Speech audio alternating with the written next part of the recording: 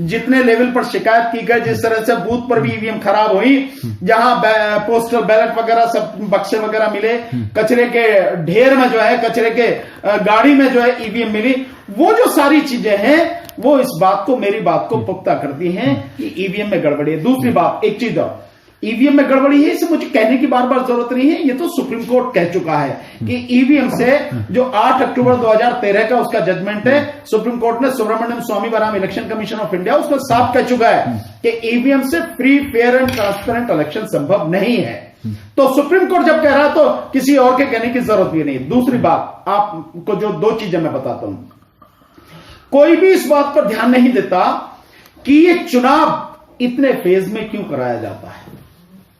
10 फरवरी को पहला फेज शुरू हुआ, पहले फेज की वोटिंग हुई, और आज 10 मार्च है, यानी पूरे 1 महीने तक ये सारा प्रोसेस चला है। क्यों नहीं ये पूरा चुनाव एक ही फेज में करा के, और चुनाव खत्म होने के बाद जिस समय पोलिंग बंद हो जाए, वोट पड़नी बंद हो जाए, उसके 2 से 3 घंटे बाद ही काउंटिंग शुरू क्यों नहीं होती है? क्या दिक्कत है इसमें? किसी को भी क्या दिक्कत है? किसी को भी क्या आपत्ति होनी चाहिए? हम चाहते हैं ना, लोग चाहते हैं, लोग कह रहे हैं कि सब कुछ साफ सुथरा हुआ, ठीक है, साफ सुथरा हुआ तो आप इतना साफ सुथरा रखो ना कि कोई इस पर सवाल ही ना उठा सके, मेरे जैसा व्यक्ति कोई इस पर सवाल ही खड़े ना कर सके। आप कराइए एक फेज में, हमारे पास में पैसे की कोई कमी नहीं है, हमारे पास मानव संसाधन की कोई कमी नहीं है, लोगों की कोई भरमार है, कहीं कोई दिक्कत नहीं है, हमारे पास जगह की कोई कमी नहीं है, सब चीज हमारे पास है, तो क्यों ना पूरा इलेक्शन एक ही फेज में करा के 3 घंटे बाद उसकी काउंटिंग शुरू कराई जाए। एक सीधी सी बात है, स्वाभाविक है, हर कोई जानता है, कह नहीं सकता, मैं कह देता हूं, बस इतनी सी बात है कि बेईमानी कहीं ना कहीं मन में है, तब ये इतने फेजेस में चुनाव कराया जाता है। एक बात। दूसरी बात, एक बहुत टेक्निकल पॉइंट है। एक तो मैंने बता दिया, सुप्रीम कोर्ट ने कहा कि ईवीएम से free, fair and transparent election नहीं हो सकता। मैं दूसरा पर सुनाता हूं, क्या जो प्रिजाइडिंग ऑफिसर हैं, हर बूथ का प्रिजाइडिंग ऑफिसर, जो उसके पास में ईवीएम मशीन होती हैं, जिसमें कंट्रोलिंग यूनिट और दूसरा बैलेट यूनिट और तीसरा वीवीपैट, ये तीनों जो हैं, इन तीनों मशीनों पर पीछे जो हरे रंग का स्टिकर लगा होता है, उस पर जो इंफॉर्मेशन होती है कि किस राज्य में है, क्या इलेक्शन है, कौन सा डिस्ट्रिक्ट है, क्या ईवीएम की जो मशीनें हैं, जो आपकी controlling unit oblique ballot unit oblique VVPAT, उसका नंबर, इसके अलावा डिस्ट्रिक्ट सीरियल नंबर, जो बूथ नंबर होता है, जिसे वो रिटर्निंग ऑफिसर उस पर मशीन पर डालता है, उस स्टिकर पर लिखता है, और उसके नीचे फिर उस इंजीनियर के सिग्नेचर, और फिर नीचे जो आरओ है उसके सिग्नेचर, और फिर उसके नीचे एक और इंफॉर्मेशन होती है कि इसमें एफएलसी कब की गई, यानी फर्स्ट लेवल चेकिंग मशीन की किस समय की गई, किस डेट को की गई। ये सारी इंफॉर्मेशन क्या प्रिजाइडिंग ऑफिसर द्वारा सर्टिफिकेट जारी करके जो कैंडिडेट्स के एजेंट्स होते हैं, पोलिंग एजेंट्स होते हैं, क्या उनको दी गई? नहीं दी गई। सवाल सर ये उठता है, सरकार जो सत्ता पक्ष है वो जो जीतती है वो कहती है कि आप भाजपा जो वो कहती है कि आप जब चुनाव हारते हैं, जब आपकी पार्टी हार जाती है, वहां पे आप ईवीएम को दोष देते हैं, जहां आप जीत जाते हैं वहां आप ईवीएम पे कुछ नहीं बोलते हैं। तो ये अगर आपको ईवीएम पे संदेह था तो आप पहले क्यों नहीं ईवीएम की बातें की, ईवीएम के विरोध में आपने क्यों नहीं कहा? दानिश भाई, आप ये कह रहे हैं, मुझे इससे दुख हो रहा है। आपको तो मालूम है कि पहले दिन से मैं सारे ईवीएम के विषय में सारे सवाल खड़े कर रहा हूं, और मेरे ये वैलिड पॉइंट है, करोड़ों की संख्या में लोग देख चुके। जो बात मैं आपसे कह रहा हूं, यही बात मैंने लोगों को बताई, समझाई कि पोलिंग एजेंट्स को किन किन चीजों का ध्यान रखना है। नहीं, जिन पार्टियों से आपने गठबंधन किया उनको अवेयर क्यों नहीं कर पाए, जो तमाम विपक्षी पार्टी? नहीं, हमने पूरा अवेयर करने का प्रयास किया, लेकिन ये बात भी मैं मानता हूं कि लोग जब जोश में होते हैं तो कई बार होश खो बैठते हैं, उसका नतीजा कई बार घातक होता है। इस बार इसमें कोई शक नहीं है, बहुत जबरदस्त जोश था, उत्साह था, जीत की उम्मीद थी, लोग साथ में थे, बड़ी जबरदस्त रैलियां थी, इसमें कोई शक नहीं। सबने देखा है, पूरी दुनिया को मालूम है, जो आज परिणाम है वो जमीनी सच्चाई से बिल्कुल अलग है, तो वो सबने देखा। और हमने बार बार समझाने की कोशिश की, बार बार समझाया भी कि क्या क्या किन किन चीजों का ध्यान रखना है। चूक वहां भी हुई है, जिन चीजों का ध्यान रखना, जैसे मैं अभी आपको बता रहा था। देखिए, हम कैसे इस बात को कंफर्म करेंगे कि जो मशीन वहां पर इस्तेमाल हुई ईवीएम की, उस पर जो पोलिंग बूथ पर जो बूथ पर इस्तेमाल हुई वही मशीन यहां पर काउंटिंग के लिए लाई गई है, जिसकी काउंटिंग हो रही है। सिर्फ वो जो इंफॉर्मेशन पीछे है, हरे रंग का जो स्टिकर होता है उस पर जो इंफॉर्मेशन होती है, उससे जो उस पे जो हल्के पिंक कलर की यानी हल्के गुलाबी कलर की जो उस पे सील लगी होती है, वो कहीं कटी फटी तो नहीं, उससे उन सारी चीजों से होता है। ये इंफॉर्मेशन कभी जो वो है कैंडिडेट्स जो है, कैंडिडेट्स के पोलिंग एजेंट्स को नहीं दी गई, पार्टीज को नहीं दी गई। तो अब आप जो भी मशीन कर रहे हो, किसी को क्या पता है कि जो मशीन यहां पे इस समय काउंटिंग हो रही है वो वही मशीन है जो पोलिंग बूथ पे इस्तेमाल हुई थी? किसी को नहीं पता है। वहां आई सामने गिनती शुरू हो जाती है, और जो हालत जिस तरह के होते हैं जिनमें गिनती होती है, एक तरह से आप समझिए कि जैसे जेल में कैदी टाइप जो एजेंट होते हैं, काउंटिंग एजेंट, वो इस तरह से वहां रहते हैं। कोई बात हो वो भी आदमी वहां नहीं होता, इस तरह का माहौल होता। एक बात आपने, ये जो सारी चीजें हैं इनको देखने की जरूरत है। सर एक बात आपने कहा कि गठबंधन से कहीं ना कहीं चूक हुई, क्या चूक हुई मैं वो जानना चाहता हूं। नहीं, गठबंधन से क्या अपने आप में कुछ ज्यादा ये थे कि हम जीत रहे हैं? नहीं, हाँ, ये चूक नहीं थी, ये विश्वास था। गठबंधन से चूक मैंने जो कही है वो चूक नहीं है जो आप कह रहे हैं। मैंने कहा कि कई बार व्यक्ति या लोग उत्साह में, जोश में होश थोड़ा सा खो बैठते हैं, जो उन्हें चीजें ध्यान रखनी चाहिए, टेबल वर्क जो होना चाहिए। जैसे हम चीजों को जहां जहां चेक कर सकते हैं कि गड़बड़ी ना हो, उसमें हम कई बार जोश में भूल कर जाते हैं।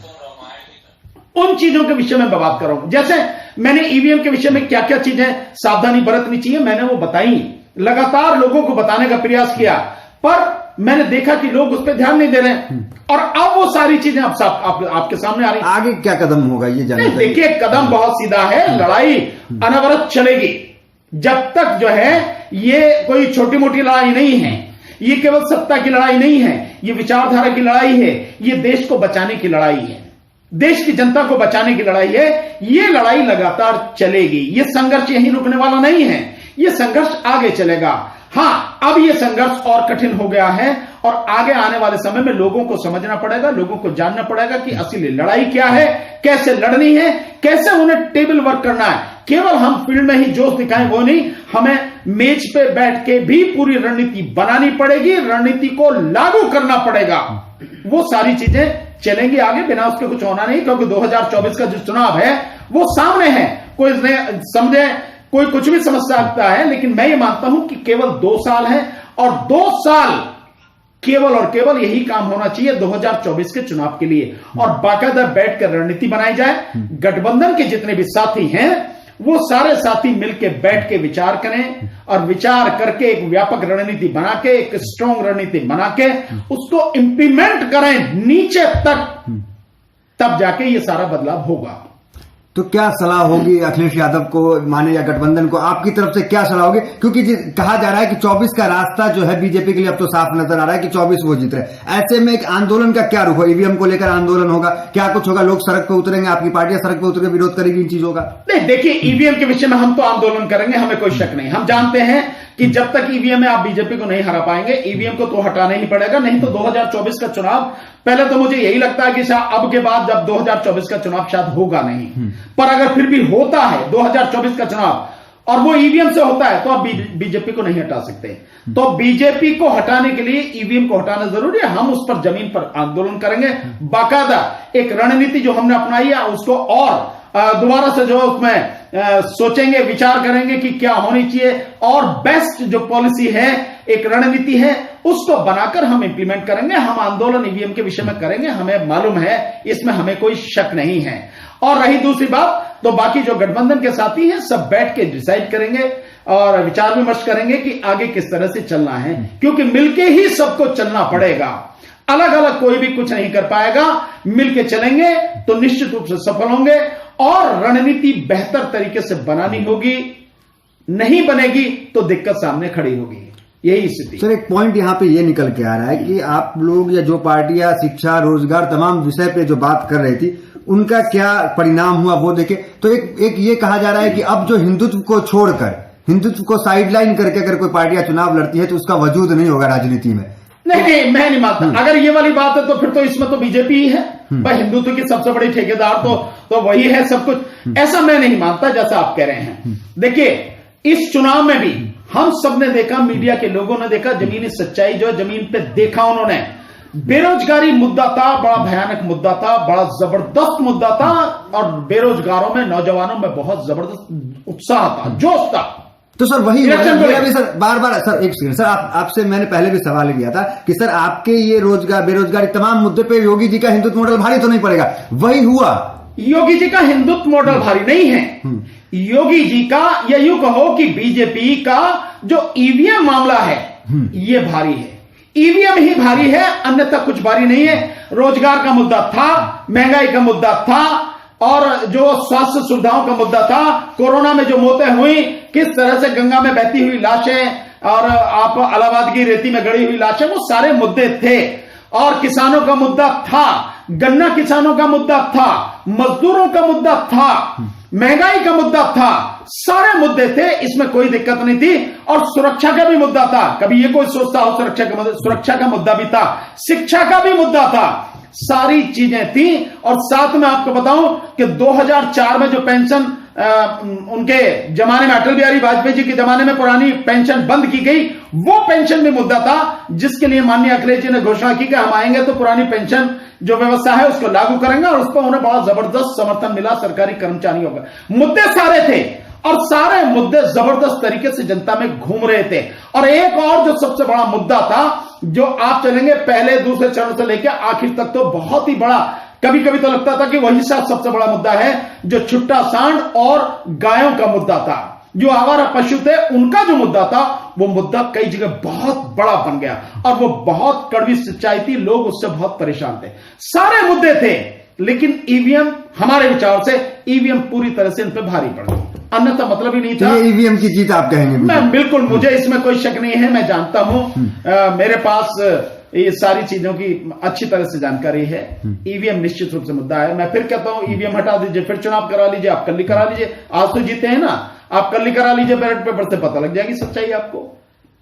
मतलब विश्वास पूरा है? नहीं, हाँ, मैं जानता हूं, विश्वास पूरा नहीं, मैं जानता हूं, ये सच्चाई है। आप ना माने, एक दिन मानेंगे लोग बात, या बहुत लोग अगर कहने लगे कि नहीं साहब ऐसा नहीं है, या चंद लोग कह रहे हैं कि नहीं भाई ऐसा है, ईवीएम से आ रहे हैं, या कोई कहे मैं अकेला ही कह रहा हूं, मुझे कोई दिक्कत नहीं है। मैं जानता हूं कि ईवीएम में गड़बड़ी है। ईवीएम जब तक है, बीजेपी को हराना असंभव है।